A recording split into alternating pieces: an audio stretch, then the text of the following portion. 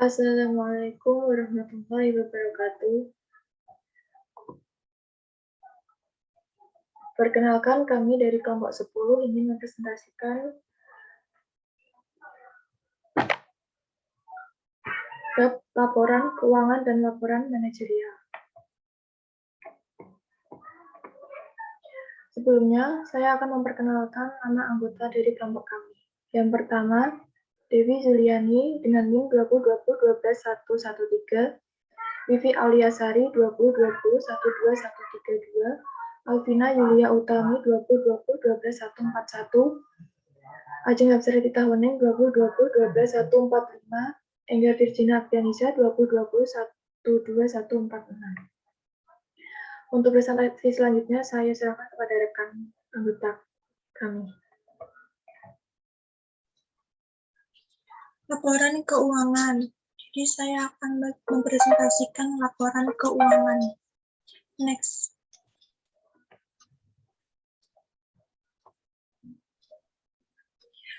Pengertian laporan keuangan. Laporan keuangan adalah hasil akhir dari kegiatan akuntansi atau siklus akuntansi yang mencerminkan kondisi keuangan dan hasil operasi perusahaan. Sebagian perusahaan melakukan tutupku dengan membuat laporan keuangan baik secara bulanan maupun tahunan. Next. Ada 5 jenis laporan keuangan. Yang pertama, laporan posisi keuangan atau neraca. Yang kedua, laporan laba rugi dan penghasilan. Yang ketiga, laporan perubahan modal atau ekuitas. Yang keempat, laporan arus kas. Yang kelima, catatan atas laporan keuangan. Next. Transisi dari GAAP ke IFRS. Generally Accepted Accounting Principles atau GAAP adalah kerangka kerja akuntansi utama yang digunakan di Amerika Serikat. Sedangkan International Financial Reporting Standard atau IFRS adalah kerangka kerja akuntansi yang diterima secara internasional. Dua kerangka kerja telah dirancang untuk memungkinkan penyediaan dasar akuntansi yang adil bagi pengguna. GAAP dianggap sebagai sistem akuntansi yang lebih berbasis aturan, sedangkan IFRS lebih berbasis prinsip. Next.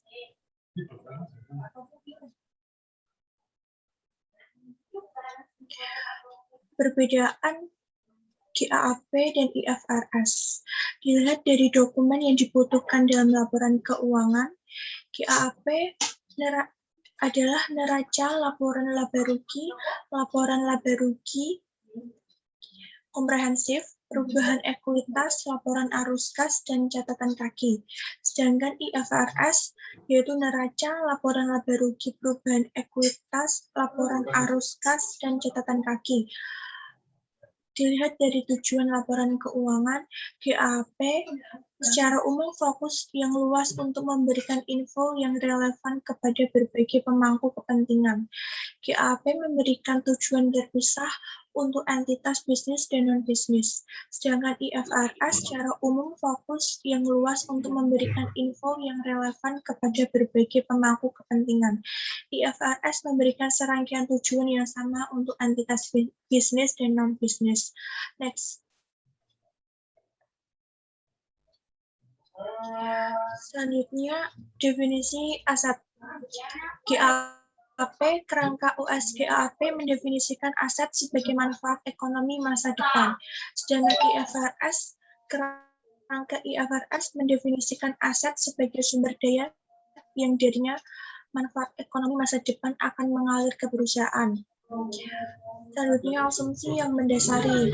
GAAP, asumsi kelangsungan usaha tidak dikembangkan dengan baik dalam kerangka GAAP Amerika Serikat. Sedangkan IFRS mengutamakan asumsi yang mendasari sifat aktual dan kelangsungan usaha. Yang terakhir, dilihat dari elemen kerja.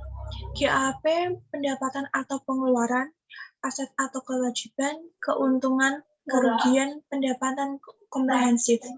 Sedangkan IFRS, pendapatan atau pengeluaran, aset atau kewajiban. Selanjutnya akan dipresentasikan oleh rekan saya.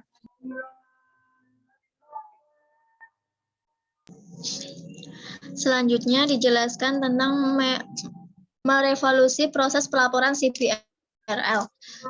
CBRL adalah singkatan dari Extensible Business Reporting Language, yaitu suatu bahasa pemrograman yang didesain secara khusus untuk memfasilitasi komunikasi informasi bisnis.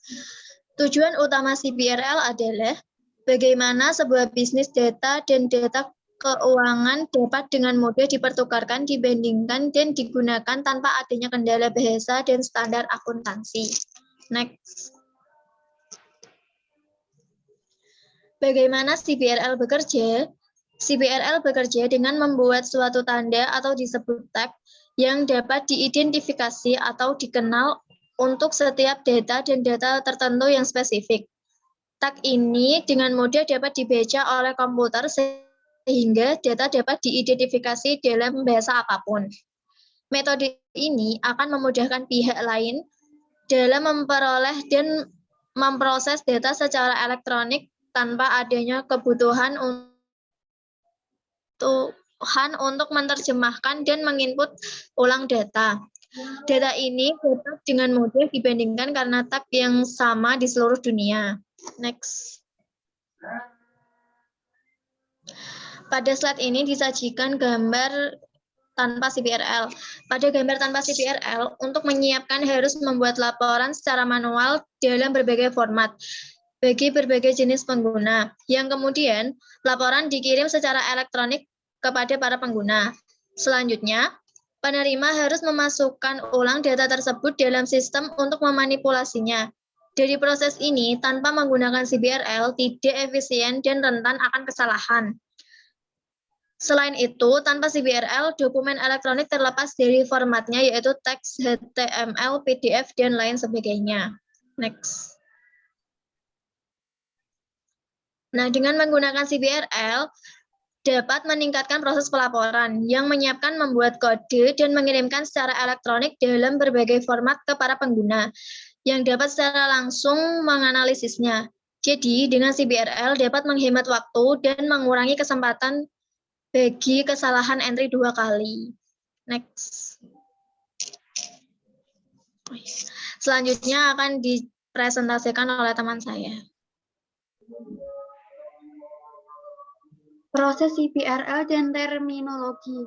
File CBRL yang mengandung data yang ditandai dan diantarkan ke para pengguna berisi fakta-fakta mengenai akun-akun dalam laporan keuangan, termasuk nilai dan informasi konseptual seperti unit pengukuran disebut dokumen contoh. Setiap komponen data tertentu dalam sebuah dokumen CBRL disebut sebagai elemen. Pada gambar di samping, panel B menyediakan sebuah contoh mendetail bagi elemen penjualan bersih. Next. Pelaporan elektronik dengan CBRL. Dokumen contoh dibuat dengan menerapkan sebuah taksonomi terhadap serangkaian data. Pada gambar di samping, sebuah taksonomi merupakan serangkaian file yang menjelaskan berbagai elemen dan hubungan di antaranya. Satu bagian taksonomi disebut skema, yang merupakan sebuah file yang berisi definisi setiap elemen yang terdapat dalam sebuah dokumen contoh. Dokumen contoh hanya berisi nilai data. Dokumen lain disebut dengan style sheet, menyediakan instruksi mengenai cara menampilkan atau memberikan konten secara sesuai dari sebuah dokumen contoh, baik dalam layar komputer, menyediakan instruksi mengenal atau dalam sebuah laporan tercetak. Next.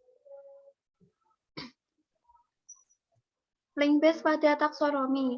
Yang pertama, link base reference, mengidentifikasi keputusan otoritatif yang relevan, misalnya US, GAAP, IFRS, bagi elemen itu. Yang kedua, link base calculation, dikhususkan untuk menjelaskan cara mengombinasikan elemen-elemen tersebut, misalnya bahwa aset lancar sama dengan jumlah kas, piutang usaha, dan persediaan. Yang ketiga, link-based definition, menunjukkan hubungan hierarki antara elemen. Misalnya, bahwa aset lancar adalah bagian dari aset. Yang keempat, link-based presentation, menjelaskan cara pengelompokan elemen. Misalnya, aset, kewajiban, dan ekuitas. Yang keenam, link-based label, mengasosiasikan label-label yang termasuk kelompok human readable dengan elemen. Next. Selanjutnya ada laporan manajerial. Menghasilkan laporan manajerial. Proses sistem ERP ini membantu para manajer merencanakan dan mengevaluasi kinerja. Sebuah anggaran aktivitas operasional menggunakan pendapatan dan pengeluaran yang direncanakan oleh tiap-tiap unit. Ancaman dan pengendalian. Laporan dan grafik yang didesain dengan buruk dapat menyebabkan manajemen membuat keputusan yang bias atau keliru. 3 pengendalian penting untuk menanggulangi ancaman tersebut. Yang pertama, akuntansi pertanggungjawaban dan penganggaran fleksibel. Yang kedua, balance scorecard. Yang ketiga, prinsip-prinsip desain grafis. Selanjutnya akan dilanjutkan oleh rekan saya.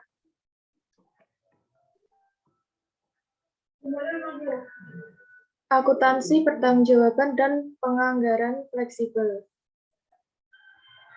Akuntansi pertanggungjawaban atau responsibility accounting, sebuah sistem pelaporan hasil keuangan dalam basis tanggung jawab manajerial dalam dan penyimpangan dari anggaran untuk bulan sekarang dan awal tahun hingga hari ini. Ingatlah juga bahwa sifat hierarki dari laporan adalah total biaya setiap subunit ditampilkan sebagai satu bagian dalam laporan berikutnya yang lebih tinggi tingkatnya. Lalu ada anggaran fleksibel atau flexible budget, sebuah anggaran yang jumlahnya tercantum dalam hal formulanya didasarkan pada tingkat aktivitas yang sesungguhnya.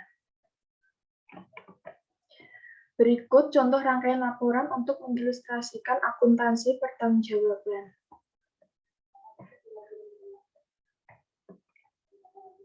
Selanjutnya ada balance scorecard.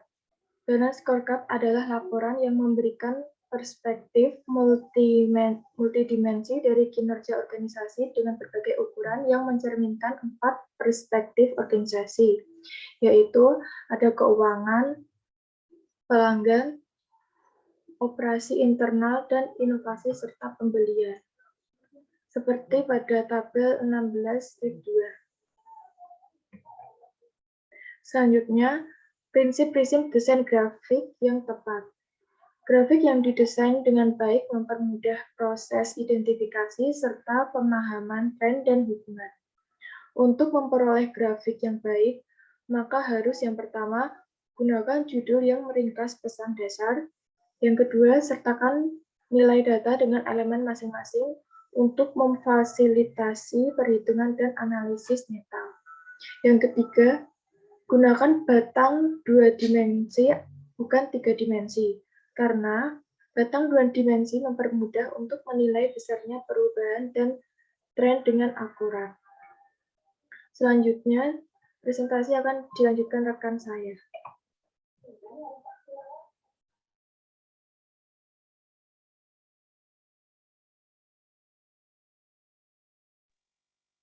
Baik, berikut ini contoh grafik yang didesain dengan baik. Next. 2 prinsip yang esensial dalam proses mendesain diagram batang data keuangan dengan sesuai sehingga diagram tersebut dapat diinterpretasikan dengan akurat. Yang pertama, mulai sumbu vertikal pada angka 0. Yang kedua, grafik yang menggambarkan data time series, atur sumbu X dari kiri ke kanan secara berurutan. Next. Banyak laporan tahunan berisi grafik yang melanggar prinsip-prinsip ini, seperti diantaranya, yang pertama, beberapa dilakukan secara otomatis oleh perangkat lunak. Yang kedua, beberapa dilakukan dengan sengaja. Yang ketiga, tidak ada pedoman otoritatif dalam GAAP atau audit standar yang melarang perilaku ini, meskipun hasilnya bisa menipu. Next. Ancaman dan pengendalian untuk penyusunan laporan keuangan dan laporan manajemen. Ancaman yang pertama yaitu laporan keuangan tidak akurat, seperti banyak kesalahan-kesalahan angka dan sebagainya. Pengendaliannya yaitu yang pertama, pengendalian integritas pemrosesan. Yang kedua, gunakan perangkat lunak akuntansi. Yang ketiga,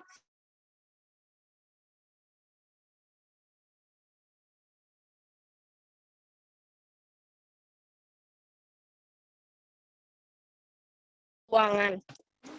Ancaman yang kedua yaitu laporan keuangan yang menipu. Pengendaliannya yaitu audit atas laporan keuangan. Ancaman yang ketiga yaitu laporan keuangan, laporan manajemen, dan grafik yang dirancang dengan buruk.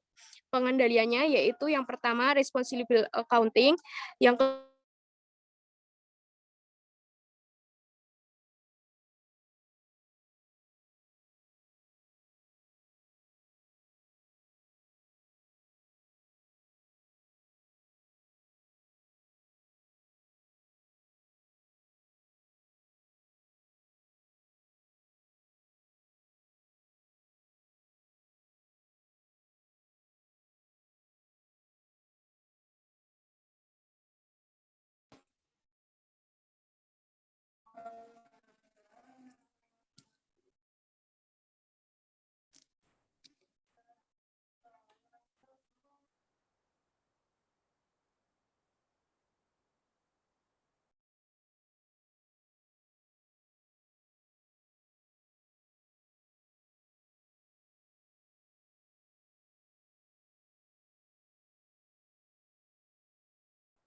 ancaman yang ketiga yaitu laporan keuangan, laporan manajemen, dan grafik yang dirancang dengan buruk. Pengendaliannya yaitu yang pertama, responsibility accounting, yang kedua, balance scorecard, yang ketiga, pelatihan pada pembuatan grafik dan laporan yang tepat.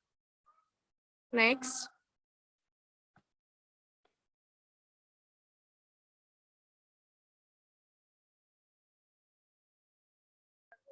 Sekian dari kelompok kami. Maaf apabila ada kesalahan. Terima kasih. Wassalamualaikum warahmatullahi wabarakatuh.